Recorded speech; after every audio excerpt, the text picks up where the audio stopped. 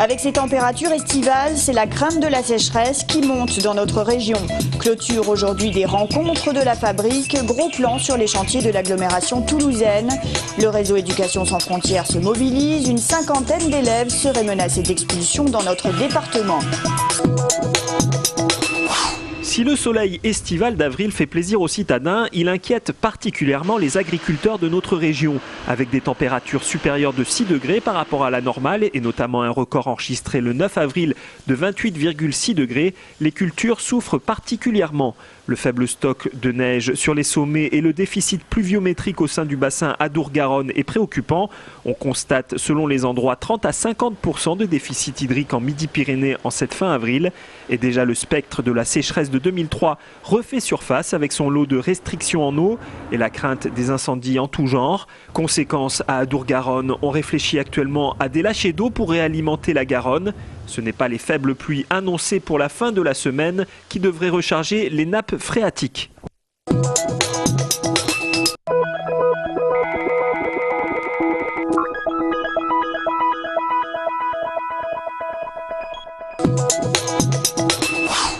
Si tant est que l'avenir commence aujourd'hui, alors l'avenir de Toulouse et sa région est pour le moins d'actualité, puisque se tenait ce mercredi la seconde partie des rencontres de la fabrique détaillant le projet urbain du Grand Toulouse. Un projet associant 37 communes que l'on aurait tort de résumer uniquement à son aspect immobilier. Voici, par exemple, le parc des expositions de Beauzelle.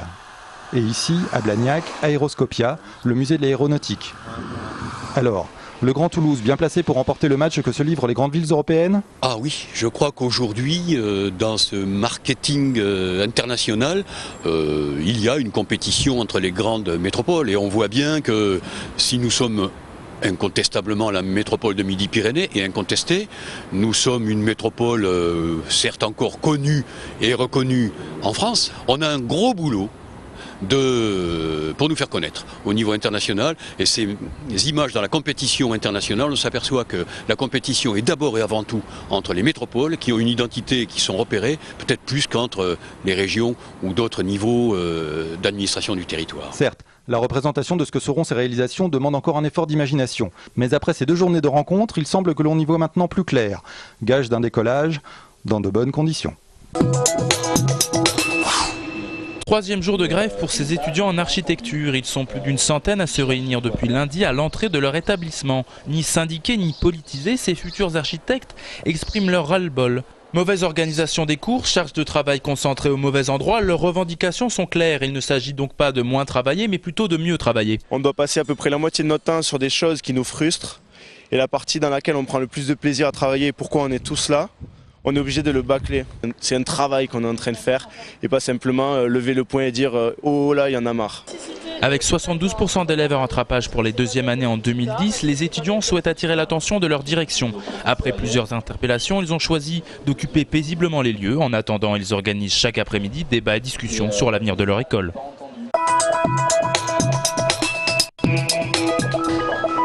Une nouvelle au Goethe-Institut de Toulouse, Stéphanie Neubert a pris ses fonctions de directrice le 4 avril.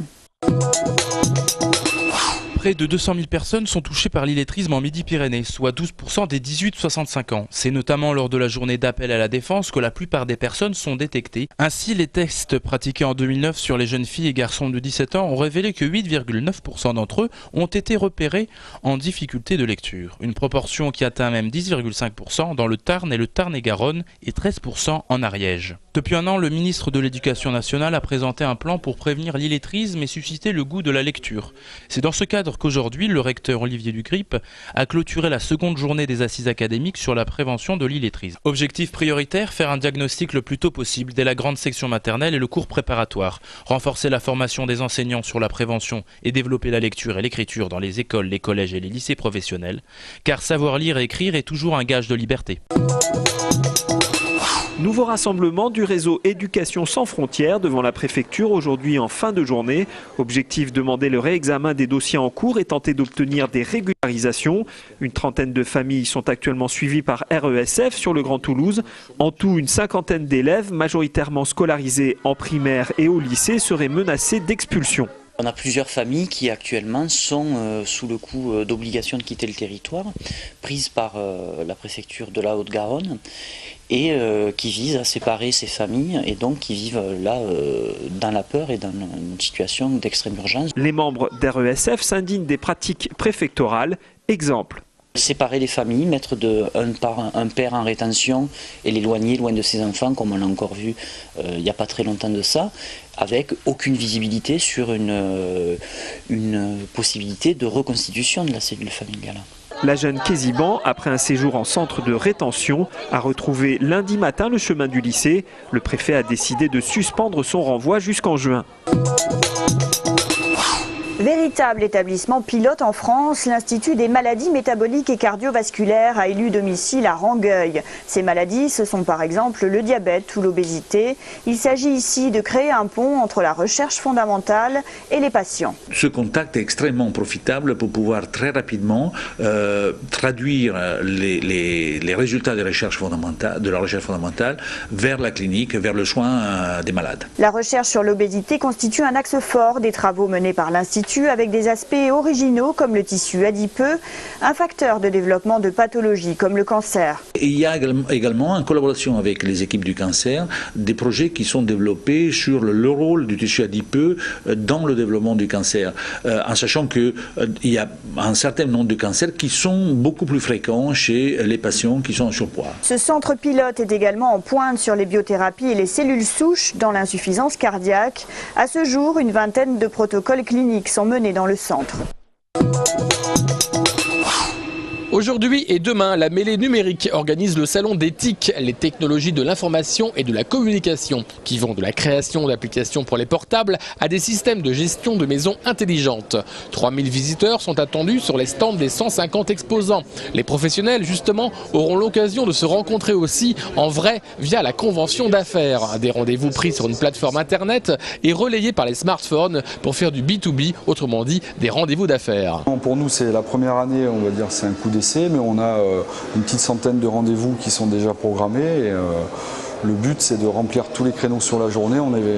Ça doit faire 300 rendez-vous. L'année prochaine, ça sera un peu rentré dans les mœurs. La journée devrait être complète. Ouais. C'est quelque chose qu'on va pérenniser. Le but est de fidéliser les pros et de conforter la première place du salon au niveau du Sud-Ouest. Petite nouveauté, la programmation 3D pour des films d'entreprise, un marché qui intéresse les cosmétiques et le bâtiment. La gastronomie toujours à l'honneur au centre de l'affiche qui nous propose de trinquer autour d'une sélection de pubs illustrant des boissons. Cette nouvelle exposition baptisée Chin Chin présente 33 documents, affiches lithographiées, maquettes originales d'artistes, cartons publicitaires et plaques émaillées. Un film est également diffusé présentant 200 autres affiches avec en accompagnement musical les compositions du groupe toulousain Pulcinella à découvrir jusqu'au 19 août au centre de l'affiche.